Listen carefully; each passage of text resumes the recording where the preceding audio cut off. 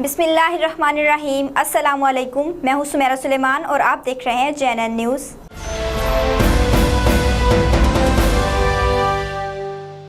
पंजाब में बल्दियाती इलेक्शन की तैयारियां शुरू। हल्का बंदी का अमल 6 जुलाई से शुरू होगा। तफसीलात जानते हैं हफ्सा अली अशरफ की इस रिपोर्ट में। पंजाब में बल्दियाती इलेक्शन के लिए तैयारियां शुरू कर दी गई हैं। इलेक्शन कमीशन के जारी करदा शेड्यूल के मुताबिक हल्का बंदियों का अमल 6 जुलाई से शुरू होगा। 5 अक्टूबर तक एतराज़ात जमा होंगे और 12 अक्टूबर तक बहस के बाद 13 अक्टूबर को हल्का बंदियों का अमल मुकम्मल कर लिया जाएगा। हल्का बंदियों का शेड्यूल आते ही बल्दियाती सियासत में तेज़ी आ गई है और सियासतदानों ने अपनी पसंद के हल्के बनवाने के लिए कमर कस ली है।